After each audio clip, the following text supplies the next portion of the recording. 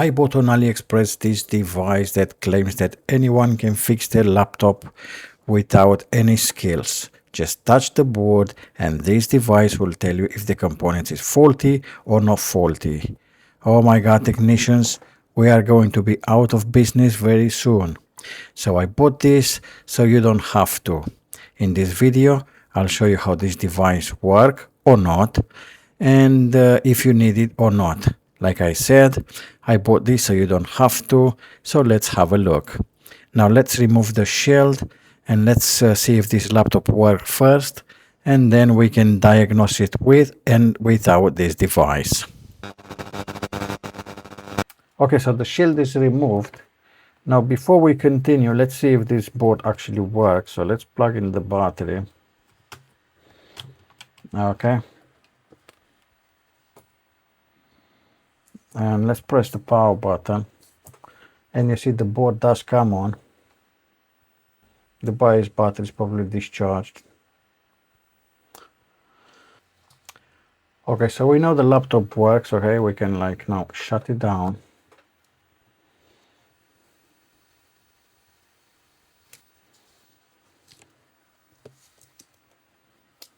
Okay, so the laptop is now off. Now let's see. Let me come with this invention in here. Let me connect it in here closer. Okay, so we have it on. Now basically the instruction said you just go picking on components and the light should turn on or off. Okay, so let's see. Nothing, nothing, nothing. Hey, this is good. This is not. This is not. This is not. This is not. So nothing here is good, right? The only coil that actually give us a light is this one. The rest is nothing. You see, nothing, nothing, nothing, nothing. Even the input MOSFET, it says it's dead. Nothing, nothing, nothing, nothing, nothing, nothing, nothing. Okay? So, what do we know? We know this coil, it works. Okay? What does this mean? It means the rest of the coils are bad. So imagine you have this laptop and you come with this and you're like picking, okay, so this is okay, this is not okay. Okay, so the rest is dead. So what you're gonna do, you're gonna start changing coils around. Let me tell you one thing. The coil is probably the only component that will never fail on the board, okay? So this didn't help us anything. The only thing it tells us that this coil is got power in it. Now this MOSFET also has power in it and it doesn't detect anything, okay? Now let's put this aside and let's come with a real tool. So what you really need is one of these, okay? Don't spend the money with that because it's a waste of money. Now let me put the multimeter on the screen and I'll show you. Okay, so we have the multimeter on the screen. Let's put this on volts. Now, the only reason that this coil has power, okay, is because this is the only coil that is on at the moment. Now, why is this coil on? Because this is probably the LDO 3.3. So if we measure in here, you see we get 3.3. This is probably the 5 volts and it's working, you see. And our beautiful tester says that it's not working, you see.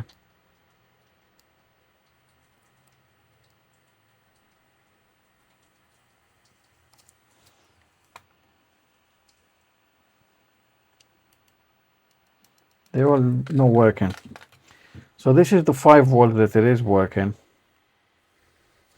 and this is the 3 volts that it is working, and rest of the coil has no power. Okay, these coils in here, maybe the charging coil will have power. This coil will have power because this needs to charge the battery. Okay, now in our case the voltage is very low because this has an enable pin. You see, if I press the enable pin, it jumps to 16. If I release the enable pin and test again, now it's enabled. Okay, okay, so if I turn on the laptop, so the only coil that is working is this one, 3.3 to 5 volts, always on, and we have the charging coil. Okay, like we said, this coil nothing, this coil nothing, this coil nothing, this coil nothing. Okay, so let me turn on the laptop. Okay, so the laptop is now on. Now let's measure the rest of the coils now. What about this coil in here? You see, we go voltage now.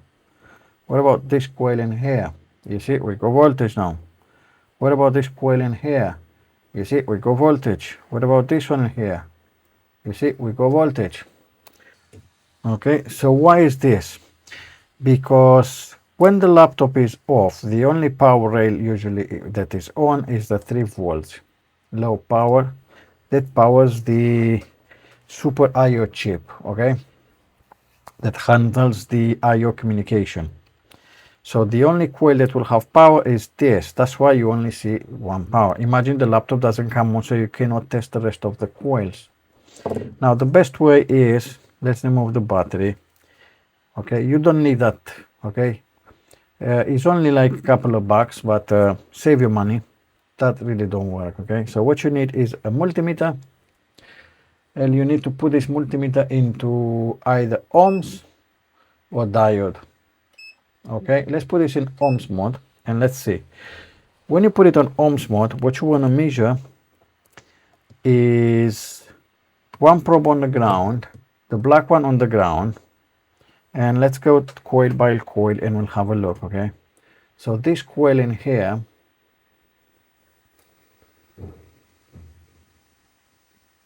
let's see, it's got about 40-50 kilo ohms, so it's okay. This coil in here is about 300 kilo ohms. Now this coil in here is about 270 ohms. Now this coil in here is about 157 ohms. And this one in here is probably low because of the CPU. This is 33 ohms. CPU is always very low. Now this coil in here is 36 ohms as well. It's probably the CPU as well, or the chipset. And this is the charging coil, which is 6 mega ohms. Okay, so this is how you measure. If you want to measure on diode, what you do, you have to switch the leads. Okay, so the red lead, the positive, goes to the ground and you start measuring the coils. Okay, so what about here?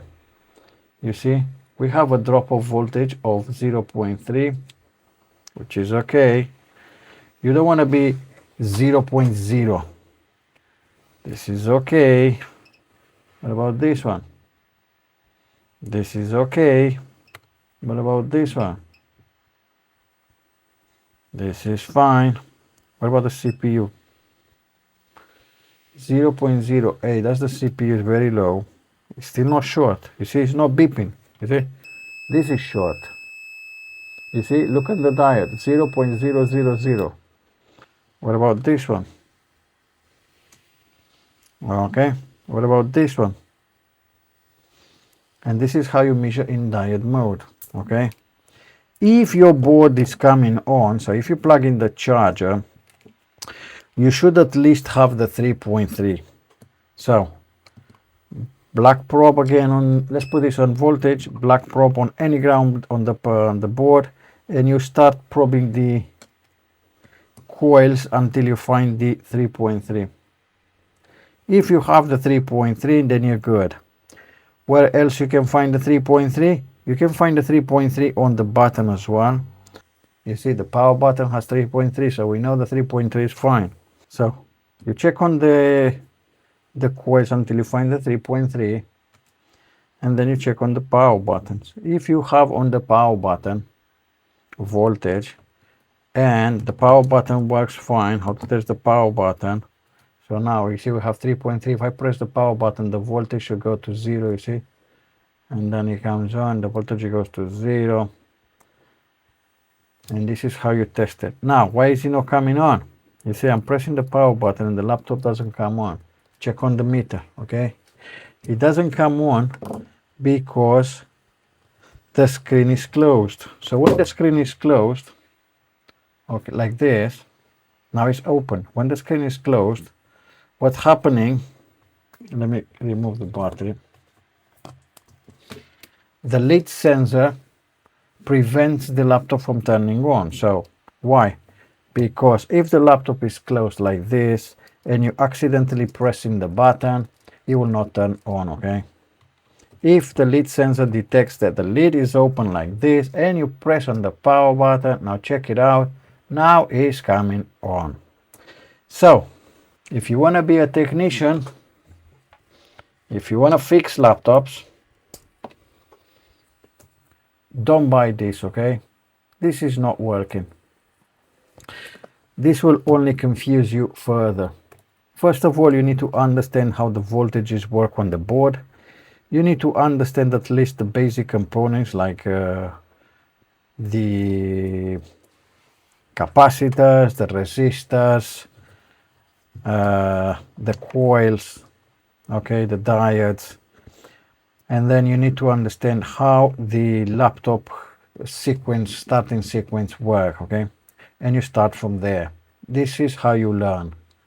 This is not how you learn. Okay, so I bought this so you don't have to buy it. Don't buy this. Instead, play with the board and learn on the board. So this was the video. If you like it, give it a like, subscribe, and I'll see you guys in the next one. Bye.